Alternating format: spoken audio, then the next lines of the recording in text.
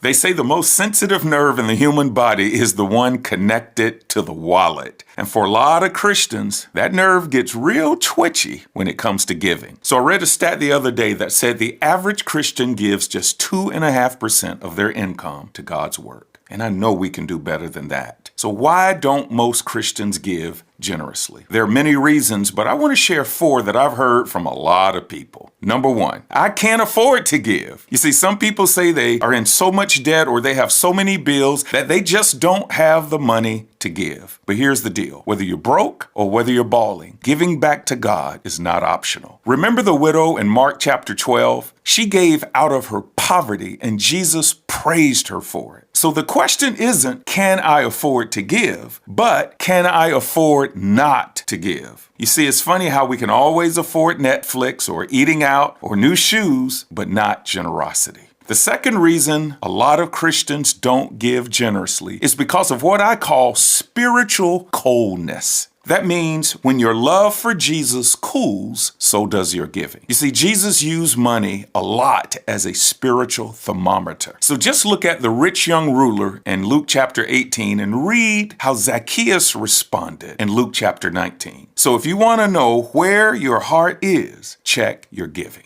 The third reason most Christians don't give generously is because of their ignorance of God's promises. You see, Proverbs 11:25 says, "A generous person will prosper, and he who waters others will himself be watered." You see, giving isn't just about God taking something from you. It's about him getting something to you. Generosity can unlock spiritual and material blessings in your life. Let me tell you, my life changed when I started giving generously. And lastly, a lot of people don't give generously because of the lack of trust in church leadership. Yeah, I said it. Some people don't give because they don't trust how their church handles the money. All right, let's deal with this. First of all, giving is worship. When you give, you're giving to God, not the pastor. So if someone mishandles the church's funds, that's on them. That's not on you. God will still honor your obedience. And if you're genuinely concerned about where the money is going, first you need to check your heart to make sure you don't have a critical spirit. Then, after that, you can have a respectful conversation with one of your church leaders. So, generosity isn't just about what you give. It's about who you become when you give. And I can testify that giving generously will change your life